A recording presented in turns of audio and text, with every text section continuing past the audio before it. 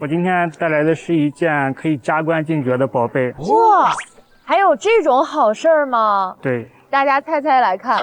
加官进爵肯定是爵杯了，是吧？我觉得可能是印章之类的吧。我也觉得是爵杯，这个应该是爵杯。那咱亮宝看看。哦，就是爵杯。这个爵就是加官进爵的那个爵。哦，这还带着拍卖签过来的。对，这是有一个标签的，还带日文。父亲拍卖回来的。拍卖得来的，为什么又拿来鉴定呢？因为好多人说这个颜色跟那个他们平常在博物馆见的不一样，很多人说是上周的，说是上周的。我觉得这个绿啊，看起来有点那个怪兮兮的，有点惨兮兮的样子，感觉绿的不是很自然，绿的有点过了。是啊，像那个上周里头从那个铜盆里头泡出来一样的。我觉得挺正常的，我看跟博物馆的一些器型的颜色都差不多。你看，大家有不同看法。那么，到底真与假？我们说远看形，近看花，拿起来看底下，紧睁眼，慢开口，锈蚀地子是关卡。你看这只爵杯，3只锥足，腹部呢较长，尤其瘤这个地方，哎，一出来成一个弧线。身上的饕餮兽面呢是以羽旗纹，我们像插的小旗子一样。要单看羽旗纹呢，偏向稍晚偏早。可是缎带要整体的缎带，这个瘤这一个弧线下去就偏向于西周时期。那么整体的器型和纹饰的时代特征都符合商晚周早的时代特征，这个没问题。第二点，它判里边注有一个什么族徽，那么从族徽文字的字形字韵以及铸造工艺的特点也符合商晚周早的时代烙印。至于你怀疑的皮壳，解决了这个疑问就是鉴定。你看它锈蚀地子呈铅灰色，这种铅灰色与它表面残存的锈蚀去结合的状态十分自然，尤其在它的底部有一个锈蚀深入胎骨的部位，呈现一种白粉状。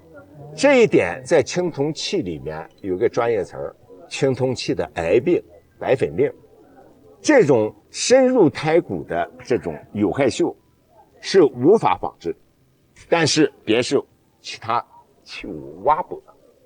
你观察周围完全是元气上的，并结合你看内堂里面完全呈现自然状态，所以这是一件商晚周早的青铜爵杯珍品无疑。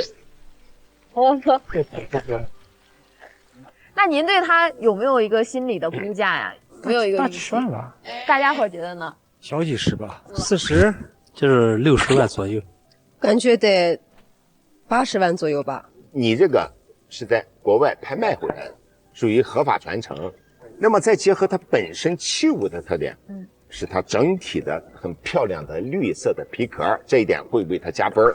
为它减分的地方，虽然是饕餮兽面，但是其工艺是普通的平面工，以及这边也没有满工状态，爵杯的腿上也没有纹饰，所以大家估的40万到60、70万到80万，属于正常的价格区间。恭喜你！好，恭喜你！谢谢。送上华玉之门的收藏证书，恭喜您鉴宝成功！谢谢。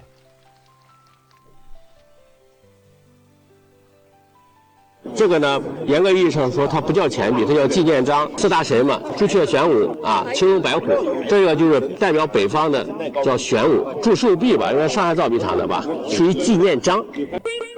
这个呢是半圆的，是镍铬合金的，叫镍币，是中华民国的啊，就是1942年的，这是当时的流通币，2枚相当于1枚银元的价值。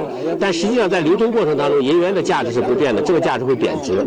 这个呢也是机制的，叫机制铜板啊。那么这个是王莽的货布，东西是真的很开门，稍微有点变形。整体价值呢，目前的状态呢，参考价500、600这样子。如果是很完美的话，这个东西要1000多块钱。那么这个两个呢叫叫战人，英国人发明，上面的这个像呢是英国女王，也是面值1元的，流通区域呢也是亚洲地区啊，中印度公司的啊。其中这一枚呢，下面打了穿孔了，也就是破坏掉了，它的经济价值会受损。这枚完美的啊，这个价值呢差不多，目前的价格应该在800块钱左右。那么这个也是真的是四川军政府的，这个是叫沙版，官方版的复制版，但是它是老的，不是现在铸的，是当时铸的。从这个意义上来讲呢，它比就是官方发行的真钱呢，存世量要少一点，有一定的收藏价值，参考价100块。这位常友是哪里的？天水本地，他经常看咱们节目，他知道呢，就是说我经常鉴定一些天珠啊、田黄啊，所以他今天就有备而来，既带了天珠，又带了田黄。我玩这个已经20多年了吧，20年左右了。对你这个天珠有没有自信？这个我非常自信，它是牙黄色的质地，还有它的皮壳、它的分化孔道都非常的符合天珠的。它也不算是牙黄啊。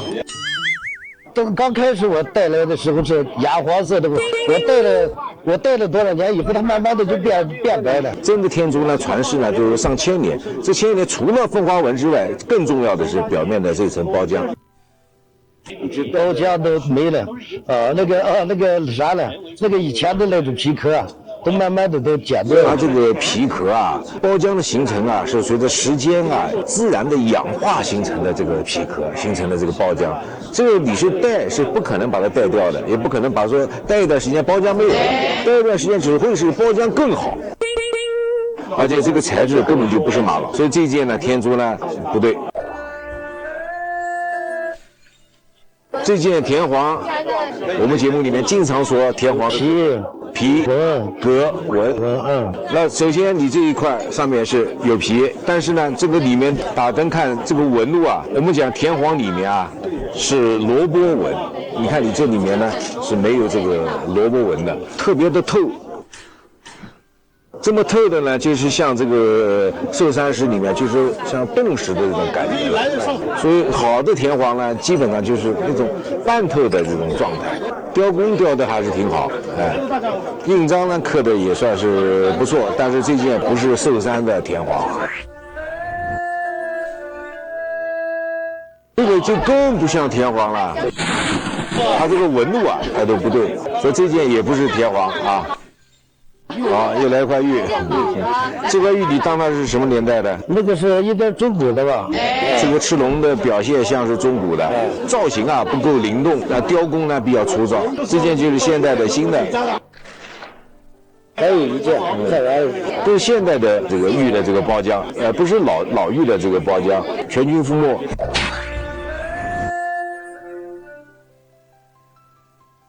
这个是当时父亲留给我的。哎，我发现上面还爬着东西，这是壁虎吗？看它的外形什么的，确实像壁虎哦，但是头上一点红，我们咋没见过这样的壁虎现实生活中？然后这个爪子我刚数了一下啊，1、2、3、4，4爪的。4爪。壁虎是几只爪子？4只。也是啊。哎，你看就对上了，红壁虎。那家里的长辈有没有跟您说过这是什么年代的？然后上面趴着什么东西？我看了上面写的是乾隆年制，然后现在不知道是官窑还是民窑。这两个条件之前，我们得确定它到底是不是真品。我觉得可能也是真的，因为他父亲呢，在我们天水原先也是一个比较大的，像这玉器啊、瓷器啊这些收藏家。父亲已经说他这个东西很值得收藏，让我好好保存起来。不要随便把它去轻易的卖掉。你父亲看的还是很重。对对对。您父亲以前主要收哪个类型啊？他主要做玉器。啊，玉器专业。你看，这一下就跨界了。那您还有信心吗？有50%吧。